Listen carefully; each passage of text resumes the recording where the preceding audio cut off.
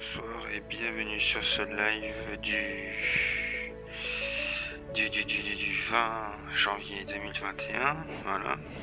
Et quand on est au coucher du soleil, c'est-à-dire à 18h12, nous avons Mercure qui scintille.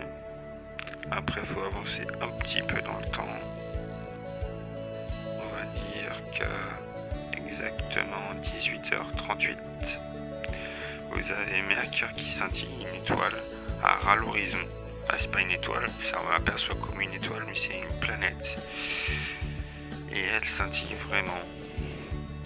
Et au-dessus, nous avons la Lune. D'ailleurs, on va pas tarder à avoir une conjonction avec Mars et la Lune. En dessous, c'est la constellation de la Baleine. Donc on est sur la Lune. La Lune qui est dans la constellation du Poisson.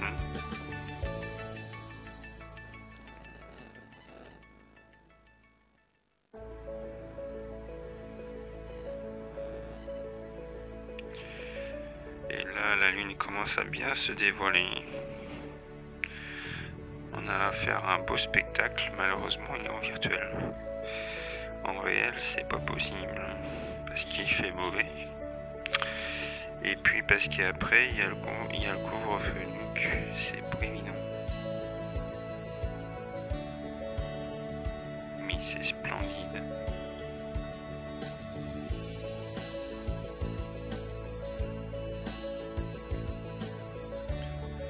On y voit les différentes mers. Alors ce qu'on appelle mer, c'est les endroits sombres. Ce sont des mers. Et les endroits un peu montagneux, c'est les endroits qui sont bien éclairés. Voilà.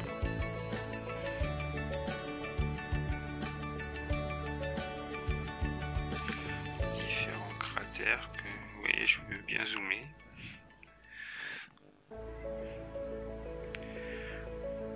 On perd en définition, mais c'est pas très méchant. C'est joli.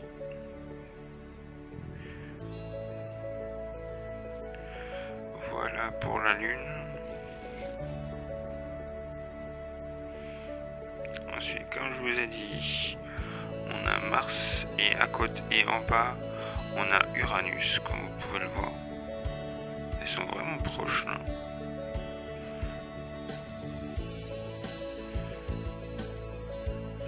Alors Mars, en haut à gauche, vous avez Deimos. Et en haut, qui frôle la planète, c'est Phobos. Il est vraiment près, là. Un petit caillou qui est à Mars.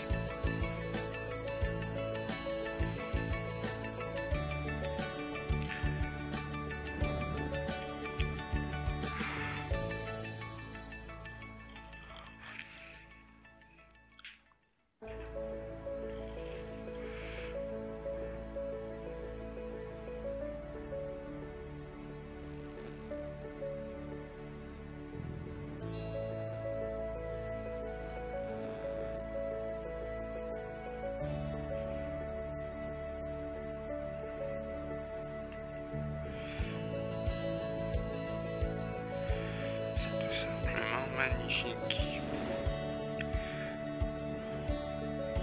Et peut-être qu'un jour l'être humain ira la coloniser, parce qu'il aura tout simplement détruit tout sur la planète Terre. Mais ça, c'est dans des millions d'années, si l'être humain est toujours vivant.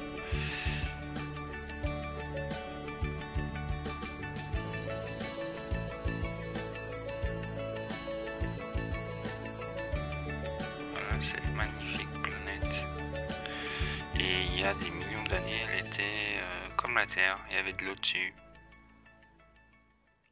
mais vu qu'elle est plus petite et la gravité doit être moins intense, du coup il a fallu qu'un astéroïde vienne la percuter pour qu'elle perde la moitié de son atmosphère, et du coup l'eau s'est évaporée dans l'espace. C'est pour ça que l'on a une planète aride. Voilà.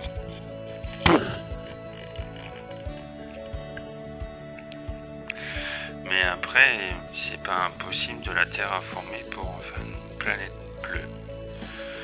Ça n'est pas impossible. Avec la technologie, tout est possible. Faut pas avoir les moyens. En dessous, on a Uranus. Une planète gazeuse.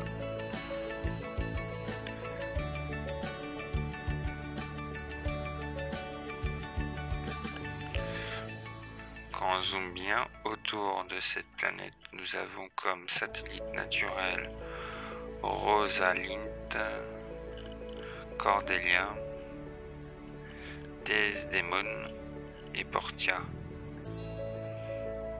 Voilà ce qu'on a. Après, il y en a plein, parce que vous voyez, il y en a bien une vingtaine, voire plus, de satellites naturels sur Uranus. Généralement, en fait, ces satellites naturels, on les appelle satellites naturels parce que ils tournent autour de la planète. Ils ont un axe de rotation autour de cette planète. Sinon, s'ils n'auraient pas d'axe de rotation autour de cette planète-là, on appellerait ça des astéroïdes. C'est un peu comme Phobos, qui est un tout petit caillou.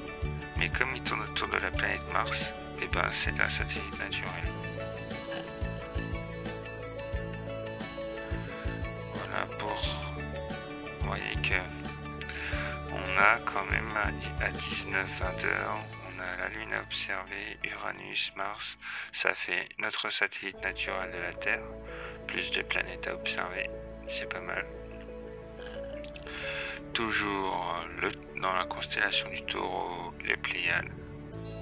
Bon bah malheureusement, si vous prenez de longues photos, vous pourrez pas forcément, vous aurez la pollution de Starlink, les satellites qui sont autour de notre planète Terre.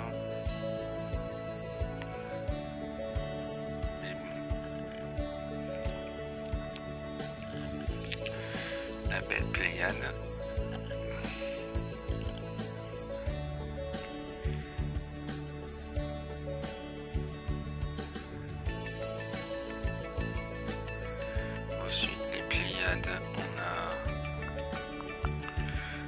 C'est une nébuleuse NGC 1499. Voilà. On a Capella dans la constellation du Cocher, Aldebaran dans la constellation du Taureau, tout comme le Pléiade.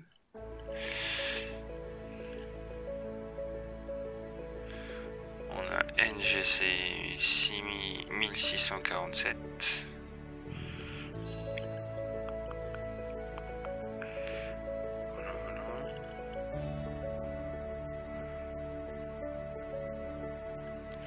On a M36 dans la constellation du Cocher.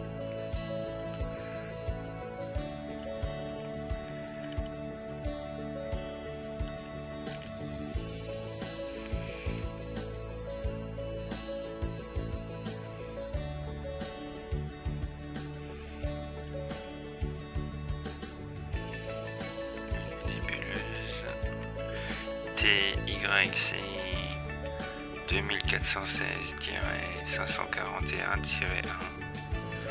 Voilà. Tout ça est dans la constellation du Cocher.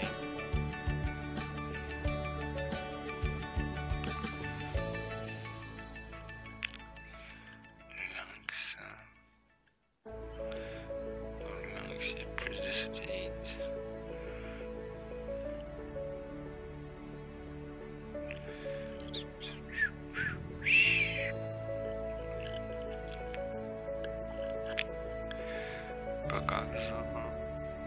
Bien sûr, vous avez Andromède juste à côté de la lignée que vous pouvez voir, Lune, Mars. Je pense que si je zoome un peu, j'aurai Uranus. Voilà. Dans la lignée Lune, Mars, Uranus, Pléiades, et ben vous avez Andromède. La constellation d'Andromède plus la galaxie d'Andromède M31.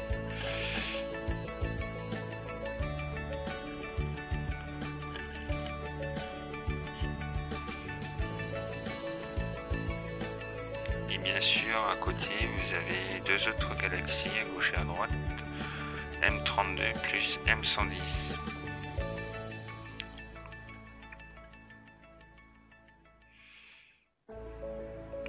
Et la voisine de la Voie lactée, qui s'appelle Andromède, elle se rapproche, après c'est prévu pour des milliards d'années, mais dans des milliards d'années, la constellation d'Andromède rentrera en contact avec la Voie lactée et ça fera un balai magnifique. On verra pas ça malheureusement, mais en simulation, vous pouvez le voir.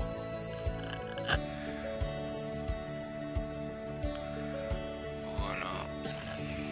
Donc vous allez voir que 18h49, là je suis dessus bloqué. On voit Mercure, la Lune, mais qu'on avance dans le temps.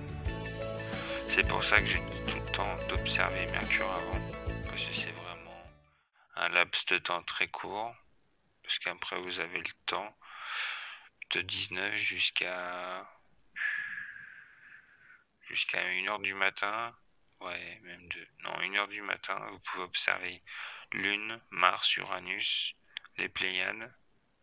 Ne pas oublier la constellation d'Orion avec la nébuleuse d'Orion, vu que la Lune n'est pas à son maximum. Vous avez aussi Sirius. Et puis voilà quoi. Quand vous arrêtez à observer tout ça, c'est déjà pas mal. Ça prend du temps. Voilà. J'espère que cette vidéo vous aura plu. Passez une bonne soirée. Et je vous dis à une prochaine vidéo. Merci à vous tous.